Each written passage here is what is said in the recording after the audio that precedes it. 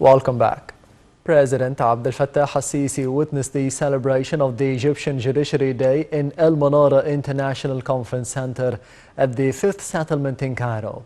The head of state also presided over the Supreme Council of the Judiciary Authorities and Organizations. The details. President Abdel Fattah al-Sisi witnessed on Saturday the celebration marking the Egyptian Judiciary Day, a ceremony which is held for the first time and was attended by a large number of prominent judiciary figures, top state officials and media men. Upon his arrival, President Sisi expressed his deep appreciation for meeting the judiciary panel's members. President Sisi announced his full respect to the Judiciary Authority, affirming that he has directed the government to meet all requirements to enhance its working system. In his speech, the head of state asserted that he will never intervene in the judiciary affairs, saying it's not a matter of politics, but rather a reality. It's a golden rule which Egypt cannot deviate from. He added that managing the judiciary system is essential for establishing the state of law. Sisi stressed that the sacrifices of the judiciary members, coinciding with those of the army and police, are the shield which maintain the country's security and stability. In the same context, the president honored the judges who fell martyrs in terrorist attacks. President Sisi also extended his appreciation and respect for former interim president Mansour for his support of the hard times Egypt went through. On behalf of the Supreme Council for the Judiciary, Minister of Justice Councillor Omar Marwan handed President Sisi the Egyptian Judiciary Shield.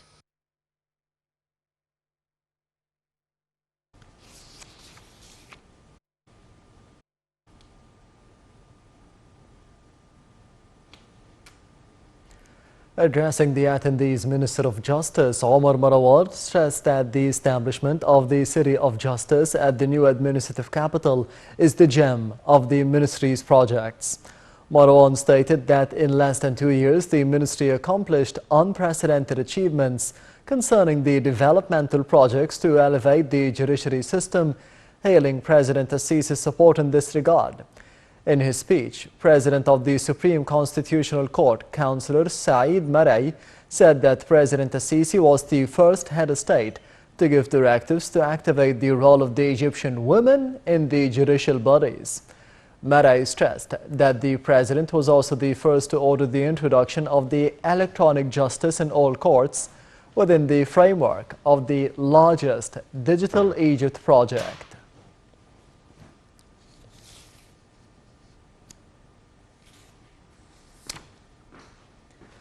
As a part of the Armed Forces celebrations marking the 6th of October victory, Minister of Defense and Military Production Lieutenant General Mohammed Zaki witnessed the final stage of Ra'd 32 maneuver carried out by the Armed Forces units of the Western Military Zone. The details follow.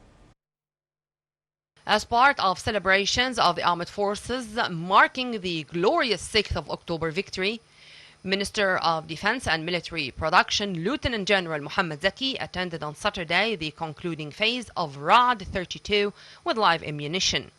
The drills were carried out by units of the Western Military Zone over the past days. Involving the Air Force, the live fire exercises include anti-tank guided missiles and rapidly and precisely locating and firing at fixed and mobile tactical targets. They aim at keeping the highest degree of combat efficiency and readiness of their personnel to guard the country's western border. For his part, Zaki expressed Supreme Commander of the Armed Forces, President Abdel Fattah al-Sisi's appreciation of efforts exerted by the military personnel in the Western Military Zone to preserve Egypt's national security. Meanwhile, Army Chief of Staff Lieutenant General Mohammed Farid attended one of the main stages of Ra'd 32 maneuver. Farid hailed the training and spirit of the army men, as well as their teamwork while carrying out their duty in protecting Egypt's national security.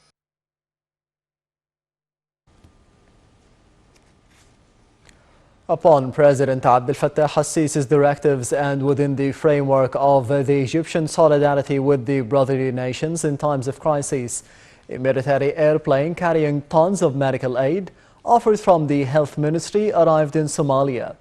For their part, Somali officials expressed their gratitude for the Egyptian efforts and support for the Somali people hailing the strong ties that bind the two countries.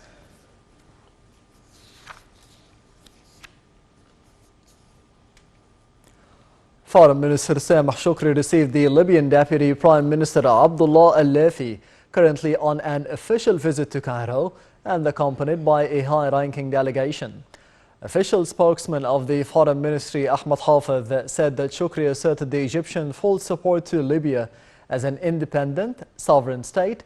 The Egyptian top diplomat highlighted the political leadership's directives to afford the Libyan brothers with all what they need to surpass the current critical period, to resume consultations and to boost the bilateral ties in all domains.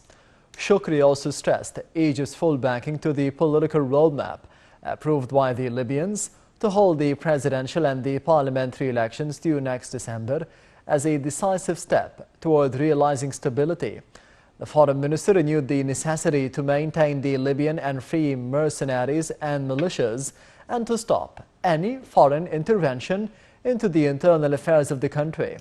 For his part, Al-Lafi hailed the Egyptian role in supporting Libya and realizing security and stability there, expressing his country's keenness to witness the continuation of the Egyptian efforts in the Libyan reconstruction process, as well as enhancing bilateral cooperation in all fields.